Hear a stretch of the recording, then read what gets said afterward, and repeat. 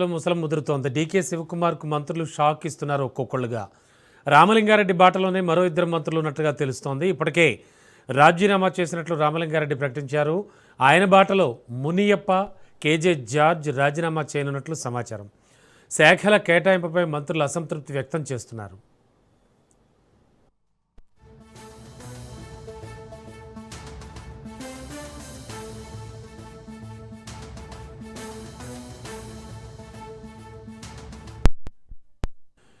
కర్ణాటక కాంగ్రెస్లో ముసలం ముదురుతోంది. డీకే శివకుమార్కు మంత్రులు ఒక్కొక్కరుగా షాకిస్తున్నారు.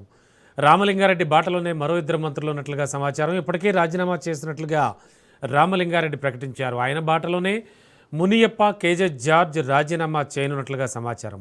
శాఖల కేటాయింపుపై మంత్రులు అసంతృప్తి వ్యక్తం చేస్తున్నారు. ఇదే అంశానికి సంబంధించి లేటెస్ట్ ఇన్ఫో అందించడానికి మా కరెస్పాండెంట్ సైదులు సిద్ధంగా ఉన్నారు. గారెడ్డి ఏదో టీ కప్లో తుఫానేమో అనుకున్నాం, ఇది మళ్ళీ వెంటనే సమసిపోతుంది అనుకున్నాం. కానీ ఆయన బాటలో ఇంకా మంత్రులు నడిచేలా ఉన్నారు. యాక్చువల్గా జరుగుతోంది ఏంటి? డీకే శివకుమార్ మీద వ్యతిరేకత, లేకపోతే సిద్ధరామయ్య ఆడిస్తోన్న నాటకమా? అసలు ఏం జరుగుతోంది కర్ణాటక కాంగ్రెస్లో?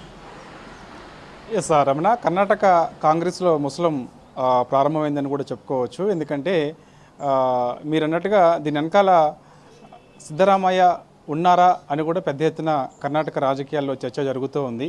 ఎందుకంటే మంత్రులకి కొన్ని పోర్ట్ఫోలియోస్ కేటాయించినప్పుడు వారు తమ బాధ్యతగా భావించి దాన్ని కంటిన్యూ చేస్తారు ఎక్కడ చూసినా కూడా. సో ఏమన్నా ఆ యొక్క పోర్ట్ఫోలియోకి సంబంధించి తీసుకోవాలా లేదా, లేకపోతే ఆ శాఖకు సంబంధించి మార్చుకోవాలనుకుంటే నేరుగా ముఖ్యమంత్రికి తెలియజేస్తారు, లేదంటే ఏఐసిసి పెద్దలకి తెలియజేసి మార్చుకుంటారు. కానీ ఇంత బహిరంగంగా మేము ఇమడలేకపోతున్నాము, ఈ శాఖలు మాకు వద్దని కూడా ఒక్కొక్కరుగా బయటకు వస్తున్నారంటే ఖచ్చితంగా కర్ణాటక రాజకీయాల్లో మంత్రులు ఈ మధ్య మంత్రులు చేస్తున్నటువంటి ప్రకటనలు మాత్రం ప్రకంపనలు సృష్టిస్తున్నాయని కూడా మనం చెప్పుకోవచ్చు. ఎందుకంటే రామలింగారెడ్డి మంత్రి పదవికి రాజీనామా చేసిన తర్వాత ఆయన బాటలోనే మునియప్ప, కేజీ జార్జ్ ఇద్దరు మంత్రులు రాజీనామాకు దాదాపుగా సిద్ధమయ్యారు. ఎందుకంటే మునియప్ప అడిగినటువంటి శాఖ డీకే శివకుమార్ ఇవ్వలేదని, అదేవిధంగా కేజే జార్జ్ అడిగినటువంటి శాఖ డీకే శివకుమార్ ఇవ్వలేదు, మాకు ఏరే శాఖలు కేటాయించారు అని చెప్పేసి.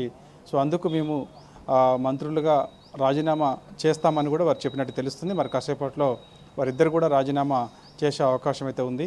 సో ఉదయం నుంచి కూడా కర్ణాటక రాజకీయాల్లో మాత్రం మంత్రులకు సంబంధించినటువంటి రాజీనామాలు చర్చనీయాంశంగా మారాయి. ఇప్పటికే దీనిపైన ఏఐసిసి దృష్టి సారించింది. మరి కాసేపట్లో రాహుల్ గాంధీ కర్ణాటకకి వస్తున్నట్టు తెలుస్తుంది. కర్ణాటక